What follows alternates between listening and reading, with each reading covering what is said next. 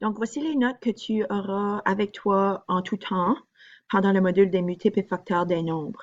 Ça va être super important que tu ressors ta page parce qu'à chaque année, les élèves se mêlent et ont encore des difficultés en fait à faire la différence entre les multiples et les facteurs. Donc, la vidéo, plutôt que de l'expliquer devant la classe à tout le monde, chacun d'entre vous, vous allez écouter cette vidéo et vous allez l'écouter encore et encore, tant aussi longtemps que ce n'est pas clair dans ta tête. C'est du vocabulaire que tu dois étudier. Donc, ce sont des définitions que tu dois apprendre par cœur parce qu'il y aura des questions qui touchent et les multiples et les facteurs sur la prochaine sommative. Donc, définition à retenir. Les multiples. Un multiple, c'est un nombre, un entier est un multiple, pardon, d'un nombre s'il est divisé par ce nombre. Par exemple, on peut dire que 4, c'est un multiple de 2 car il est divisé par 2. Ici, j'ai énuméré les multiples de 2. Donc, les multiples de 2, 2, 4, 6, 8, 10, 12, 14, 16, 18. Point d'exclamation, pardon, point de suspension. 3 points de suspension parce que, bon, les multiples sont infinis. On pourrait continuer et continuer.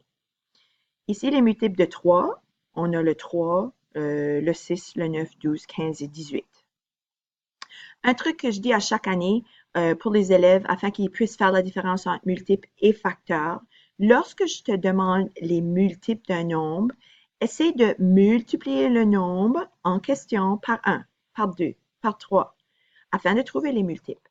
Donc, si je te demande les multiples de 2, je veux que tu réfléchisses à, bon, ben 2 fois, je veux que tu réfléchisses à 2 fois 1 donne 2, 2 fois 2 donne 4, 2 fois 3 donne 6. 2 fois 4, 2 fois 5, 2 fois 6.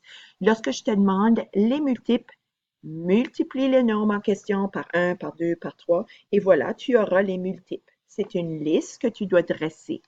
Le but est de trouver souvent des multiples communs pour ensuite trouver le plus petit commun multiple. Nous autres, on utilise le PPCN en 7e année. Donc, quand on veut le plus petit, on veut le premier qu'ils ont en commun. On voit ici les multiples communs. Ils ont tous les deux le 6, tous les deux le 12, tous les deux le 18 comme multiples. Ça me permet ensuite de trouver le plus petit qui est le 6. Il y a deux sortes de questions que je peux te poser. Je peux te demander tous les multiples communs jusqu'à, moi je sais pas, 25, ou je peux demander le premier, c'est-à-dire le plus petit commun multiple. Voilà ce que je veux lorsque je te demande les multiples d'un nombre. D'un autre côté, une autre paire de manches, je peux te demander les facteurs. En d'autres mots, ce qui fait le nombre en question. Lorsque je veux les multiples, je veux que tu multiplies le nombre. Lorsque je te demande les facteurs, je veux savoir ce qui fait le nombre en question. Les facteurs de 12, on a 1 fois 12, 2 fois 6, 3 fois 4. Donc, je peux les trouver comme vous voyez à l'écran, avec une barre oblique qui les sépare, pour ensuite les mettre en ordre. 1 fois 12, 2 fois 6, pardon, 3 fois 4. Donc, je les vois bien organisés de cette façon. Un autre truc que je préfère, c'est les écrire sous forme de tableau comme ceci, un dessous l'autre. De cette façon, je peux lire les facteurs de 12 comme suivant. 1, 2, 3, 4, 6, 12. Je préfère cette méthode parce que de 1, ils sont très organisés et de 2, si je lis de gauche vers le bas, vers le haut, vers la droite, si je fais un genre de... On pourrait mettre une flèche aussi. Je ne vais pas sortir mon stylo tout de suite là, parce que je suis sur le document Word, mais on pourrait faire une belle flèche qui me permettrait de les lire, ces facteurs en ordre. Donc, les facteurs, j'ai bien dit facteurs, les facteurs.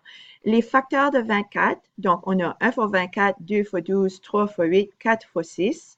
On peut les trouver, sauf qu'il y a un avantage à les mettre en ordre, les facteurs, pour pouvoir aller chercher non seulement les facteurs communs, mais ensuite le PGFC.